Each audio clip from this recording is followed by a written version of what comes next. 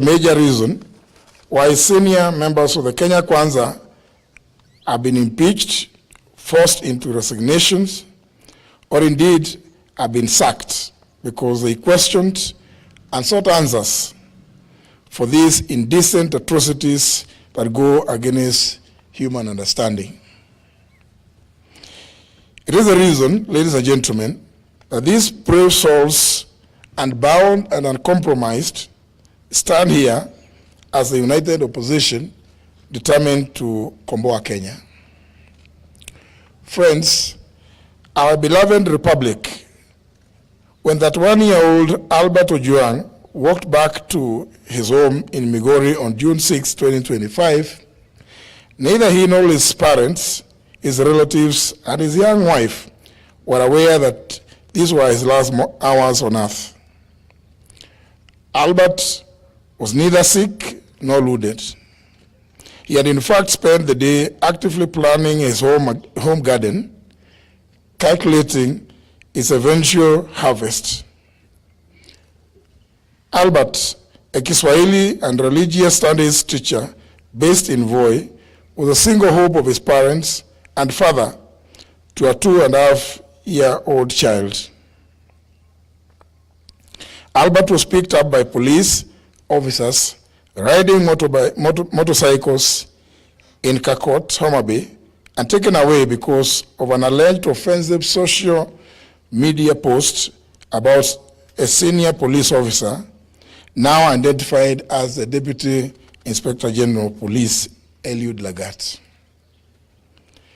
32 hours later, after the police who arrested Albert assured his parents that he was well and only needed a heavy overcoat because Nairobi was cold, Albert was dead. Why Albert was moved from Mawega police station in Homa Bay to Nairobi, 400 kilometers from the alleged area of incident, and specifically Central Police Station in Nairobi, and checked in under OB number 13/7/6/2025 at 9:35 p.m. on Saturday, June 7th, remains unclear. There are 26 hours that remain unaccounted for between Homa Bay and Nairobi.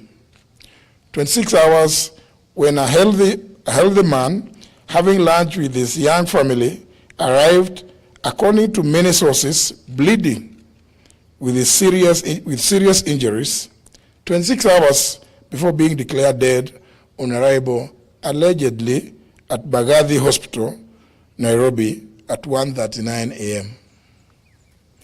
Today, ladies and gentlemen, this is no ordinary gathering. Albert's family has questions. We too have questions. Kenyans have questions. And indeed, the international community has questions. We all demand answers to the following.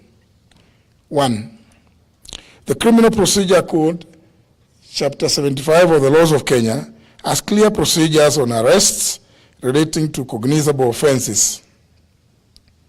There should have been a formal complaint and an arrest warrant. Kenyans want to know if there was a formal complaint by the Deputy Inspector General of Police Eliud Lagat, and if so, at what police station? Which date and time was this complaint recorded? Was it the OB entry number of the said was there an OB entry number for the said complaint? Number 2, we demand to know why Albert was moved from Mawego Police Station, Homa Bay, to Nairobi, and specifically Central Police Station, and which officers accompanied him by name and rank.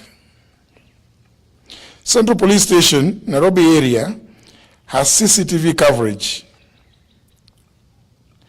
Number 3, we demand to know where the footage showing Albert being brought in and leaving the station is, and whether it's been provided to the family lawyers. If there is no footage, we demand to know who ordered for the cameras to be switched off. When Albert was picked up in Homa Bay, he had no physical injuries. Indeed, he was having lunch with his wife. We demand to know who inflicted the grievous and extensive injuries on his body. Number 5, it's been reported that Albert was in solitary confinement at Central Police Station. Why was Albert considered a high-risk criminal to be confined in solitary?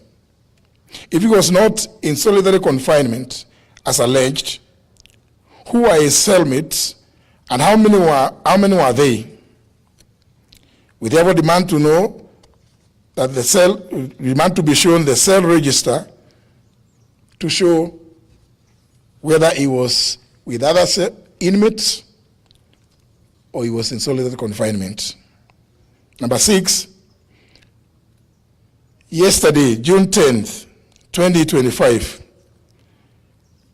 we've read and heard that the Director of Public Prosecutions, the DPP, directed the Independent Policing Oversight Authority, IPOA, to expedite investigations on circumstances surrounding the death of Albert and report within 7 days.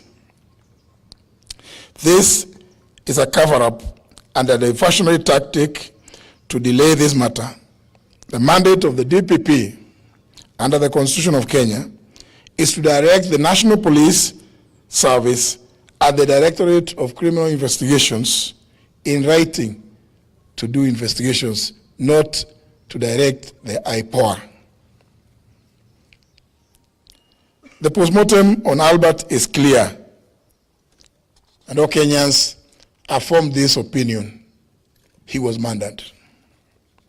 In light of the foregoing, we are calling not just for the resignation, but for the arrest and arraignment in court of the Deputy Inspector General of Police, Eliud Lagat, within 24 hours from the issuance of this statement.